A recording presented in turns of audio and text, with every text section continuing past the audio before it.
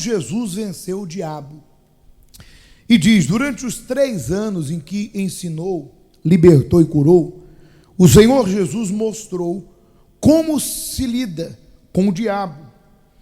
Em momento algum, ele, Jesus, ignorou seus ardes, nem lhes deu ocasião. Antes, exortou sobre a vigilância espiritual constante, para não cair nas armadilhas de quem? Do mal. Muito bem, deixa eu fazer uma pausa aqui para fazer uma observação. Existem pessoas que, infelizmente, elas ainda não entenderam o real sentido da morte de Jesus na cruz, que foi para me libertar do pecado. E elas ainda não entenderam a consequência do pecado. Embora estão cansadas no sentido de tanto ouvir e não praticar. Aquela palavra que diz que o pecado, o salário dele é a morte. Mas o dom gratuito de Deus, para os arrependidos, é a vida eterna. Mas quando diz que o salário do pecado é a morte, há pessoas que tratam o pecado como algo inofensivo. De repente não cometem, como eles próprios dizem, os pecadões, mas cometem os pecadinhos.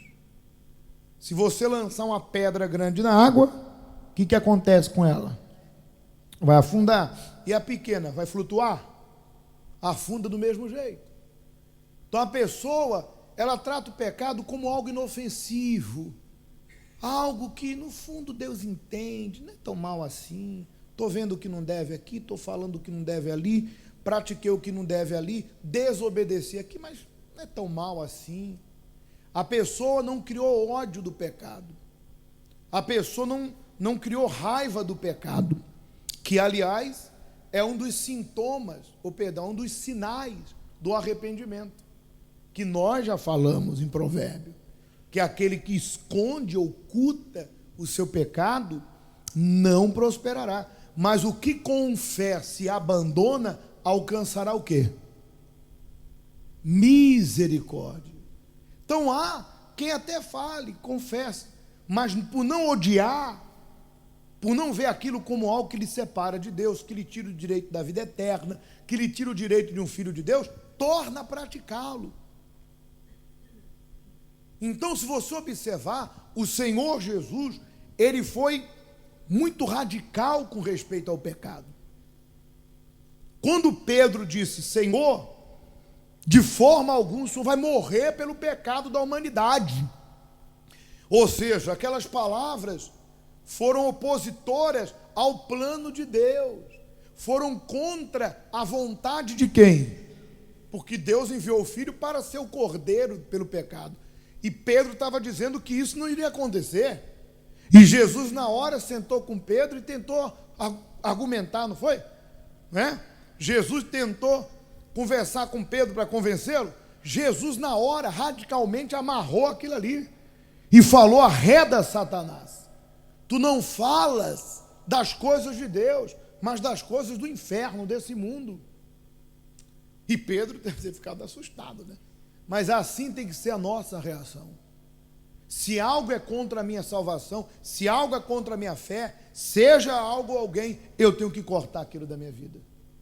Por isso você que de repente tolera más companhias, porque você não quer perdê-las, você que tolera más companhias porque não quer perdê-las, lembra que Jesus falou?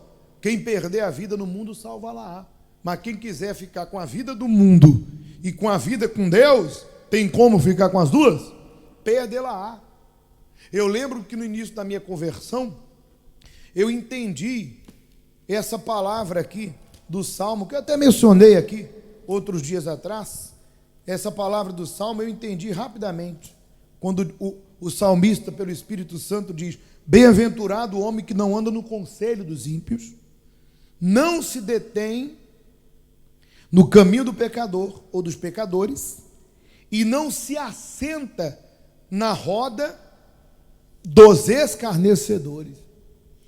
E eu lembro que no começo da minha conversão, eu ainda sentava na roda dos escarnecedores e começava palavrão para lá, palavrão para cá, e xinga, e fala do que não presta, e passa uma mulher e mexe, e fala disso. Sabe quando você está se sentindo mal e Deus me cobrando? Sai desse meio, rapaz. Olha o que você está recebendo. Olha a enxurrada de lixo. O que isso te traz de bom? O que isso te edifica? Mas para querer ganhar com eles, para querer agradá-los, ou para não perder essa bela amizade, eu ficava ali, até que um dia, de tanto Deus me incomodar, eu falei, sabe uma coisa? Eu fui radical. Eu passava, cumprimentava, quando começava, conversava, Deus abençoe, estou indo que eu tenho algo para resolver. Ou quando o assunto não falava, fulano, por favor, isso aí não me interessa não, tá? Ó, Deus te abençoe. Cortei pela minha salvação, porque entenda, não tem, a Bíblia diz que não há união entre as trevas e a luz. Entenda, nós, cristãos, que praticamos a fé inteligente, nós temos uma vida social. Eu não estou impedido de ir a uma praia, de ir a um cinema, de sair com a minha família, de uma festa, seja de casamento, seja de aniversário, de um convívio com a família. Só que, quando eu sei que o ambiente não é para mim, que aquilo não vai me fazer o quê? Bem, que as pessoas querem escarnecer a minha fé, o assunto não gira em torno de nada produtivo, eu uso a fé inteligente. Olha, tenho algo para resolver, Deus abençoe. Ó, eu vou aqui fazer algo, Deus abençoe. Fui. Porque entenda, se aquilo ali, o que a Bíblia diz? Tudo que seja bom, saudável, edificante. Se algo tem que ocupar a sua mente, que seja isso. Meu Deus, o que eu vou ganhar? Por exemplo, digamos que, porque qual é o assunto de quem está nas trevas? Só fala mal, só se queixa, só reclama. Pode ver. Fonte seca tem água? Você nunca viu uma fonte seca? Nunca viu um poço seco? Eu já vi. Fonte seca não tem nada. O que sai de uma boca de uma pessoa, coitada, que está vazia de Deus? Claro, a gente tem que dar testemunho para que quando formos falar de Jesus, temos moral para dizer que realmente a gente convive com todo mundo, a gente conversa com todo mundo. A pessoa que é de Deus não faz inimizade, pelo contrário, ela dá um bom testemunho. Mas isso não significa dizer que eu tenho que colocar o meu ouvido, a minha mente, para receber aquilo todo dia. Imagine como que minha cabeça vai ficar. Então a pessoa que é cuidadosa com a sua salvação, ela se desvia do mal. E daqueles que a boca só fala o quê? O que é mal. Então, pense bem, você que de repente está tolerando o pecado. Isso é o sinal que falta arrependimento e prioridade com a vida com Deus. Vamos continuar. A vitória final do Filho de Deus foi na cruz. Lá, Satanás foi despojado completamente e teve exposta de forma pública para toda a criação a sua derrota. Isso está escrito em Colossenses 2,15. Ou seja, o Senhor Jesus triunfou sobre todos os demônios e os desarmou. Mesmo assim, ao voltar ao céu, que ele voltou a sentar à destra do Deus Pai, ele rogou ao Pai para que nos desse do seu próprio Espírito, que é a armadura perfeita para nos protegermos e vencermos, como ele venceu. Dessa forma, cada filho cheio do Espírito Santo, da palavra e do nome de Jesus, tem a mesma autoridade do Salvador para subjugar o império do quê? Das trevas. Muito bem. O Senhor Jesus começou sua trajetória ministerial, foram 3 anos até a cruz.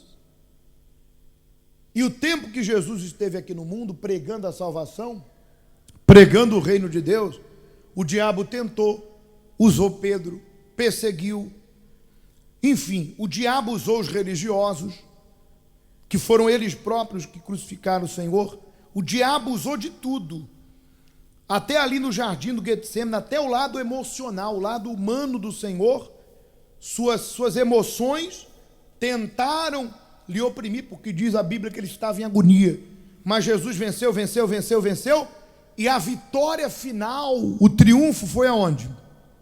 Por que na cruz? Porque a missão do Senhor Jesus, ele veio como Cordeiro de Deus, que iria morrer pelo pecado de toda a humanidade. Antes, por que diz que Jesus triunfou sobre o inferno? Porque antes da morte do Senhor Jesus, o diabo tinha nas mãos a chave da morte. Não havia mais perdão para o pecado, porque a antiga aliança, que era feita no sacrifício de um animal, foi corrompida, já não era mais aceita, porque aqueles que Deus confiou o altar, os sacerdotes, o templo, se corrompeu.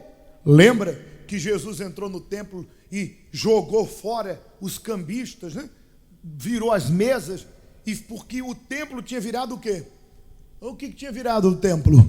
O que Jesus disse? Que a casa do Senhor não era o quê? Não era um covil, não era um comércio. A antiga aliança já não funcionava.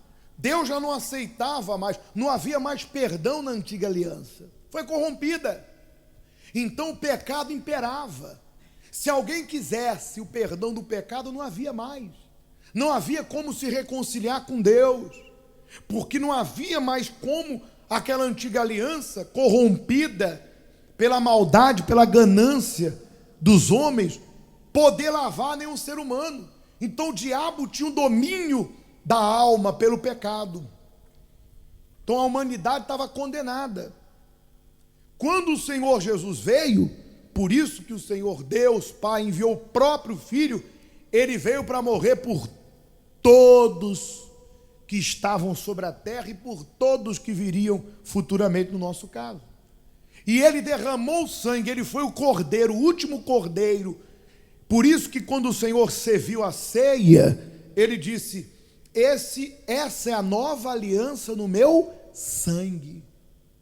Então, o sangue de Jesus na cruz nos redimiu, nos lavou. Eu digo, nos lavou, você que se arrepende, você que se entrega, que o aceita, porque está escrito: quem crê e for batizado será.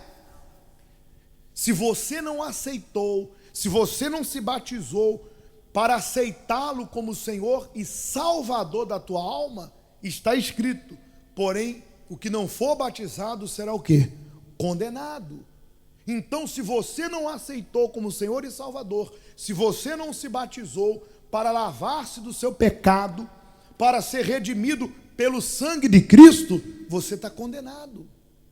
Se você morrer, não há salvação para si, mesmo que você frequente a igreja.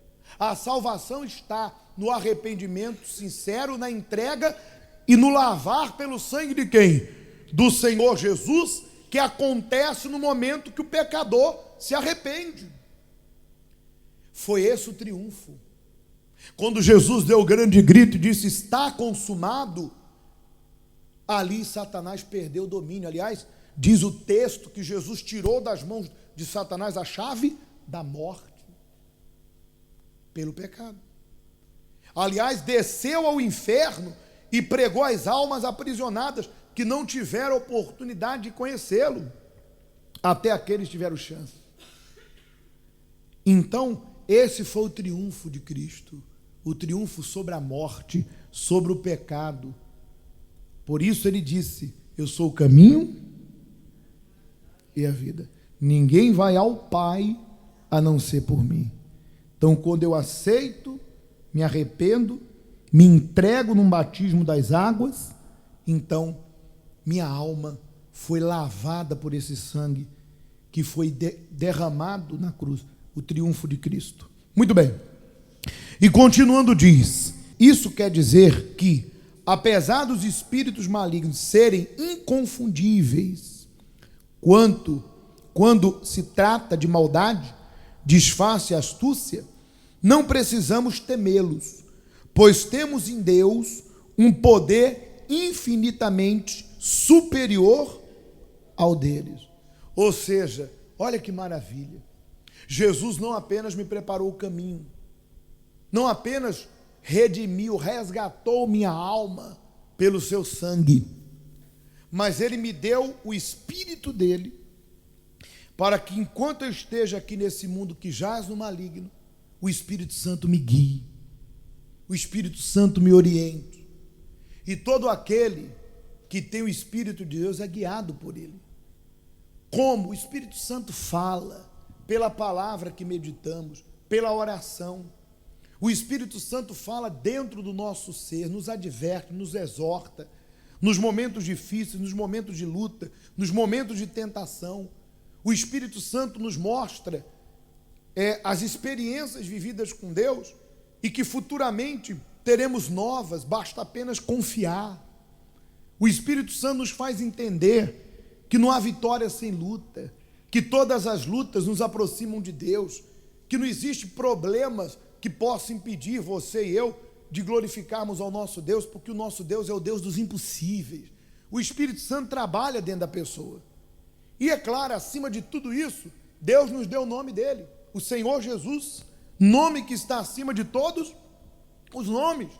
E a pessoa que tem o Espírito de Deus e o nome do Senhor Jesus, ela não teme a bruxaria, ela não teme a mal algum, ela não teme ao mal, porque ela sabe, todas as forças do inferno, seja qual for, o diabo pode ter recebido o que for, o que ele fez, ou o que ele recebeu, ou o que deram para ele, ou o que pediram para o diabo, ou o que ofereceram, não transcende, não é superior ao preço pago pelo Senhor Jesus.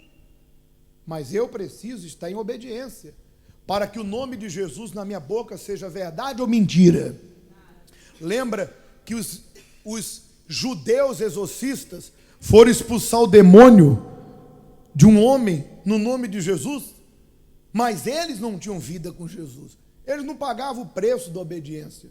E o demônio olhou para eles, está lá escrito no livro de Atos, que o demônio olhou e disse: conheço Jesus, sei quem é Paulo, e vocês, quem são? Saltou sobre eles e os agrediu a ponto deles fugirem quase nus, porque eles não tinham o nome de Jesus na boca deles, era em vão, porque eles não viviam a vida com Deus. Então não tema nada, porque se você está com Deus, Deus está contigo.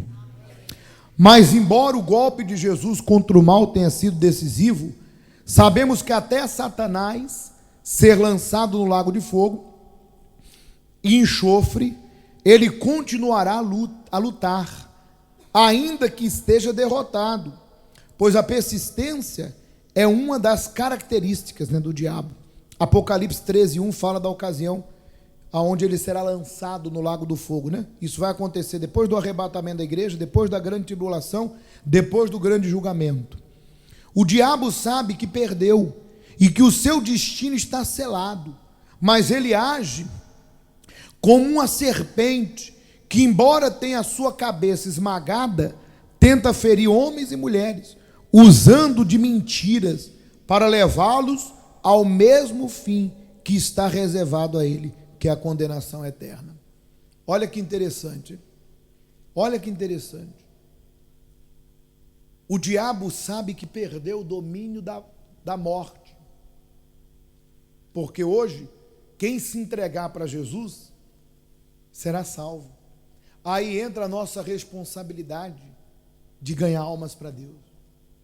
Veja que a pessoa que é salva e que acima de tudo encontrou Jesus, meu Deus, aquela que recebeu o Espírito Santo, o primeiro sinal, amou o próximo.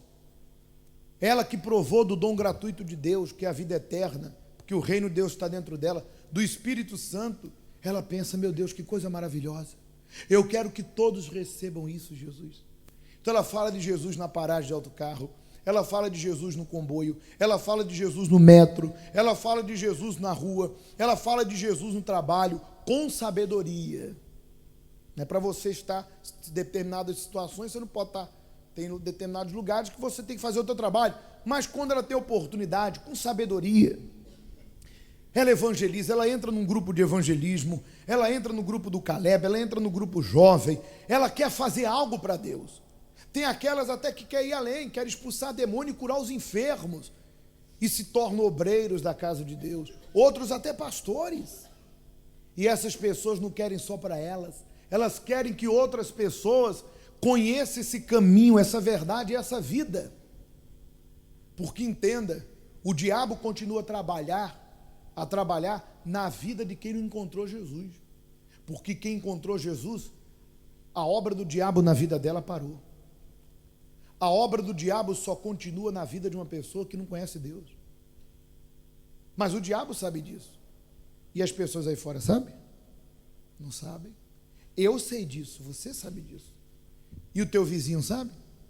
Pelo contrário, eles acham que tem Deus, vivendo no pecado, vivendo na idolatria, vivendo na mentira, sem perdão, porque não se arrependeram, só há perdão para arrependidos, sem ser lavados no sangue de Cristo, estão condenados, coitados. Querem vencer a quem servem. Como que eu posso vencer a quem eu sirvo? Como que eu posso vencer o inferno usando as mesmas armas do inferno? E essas, quando são confrontadas com um problema espiritual, elas dizem, eu tenho fé em Deus. Elas nem sabem o que é o conceito da fé, que é certeza e convicção. Coitadas, estão cegas. Cegas. Que Deus tenha misericórdia delas. Mas olha, o diabo perdeu na minha vida e na tua vida. Mas ele vai continuar o quê? Tentando arrastar o máximo possível para o inferno. Aqueles que estão lá fora, infelizmente, até encontrar Jesus, estão condenados. Mas ele quer tirar quem está aqui dentro. Ele quer que você e eu se apostate da fé, se separe. Por isso nós vamos agora buscar força, a renovação, a comunhão. Se você não tem, você vai buscar o Espírito Santo. Vai derramar a tua vida. Se você não confessou, você vai confessar.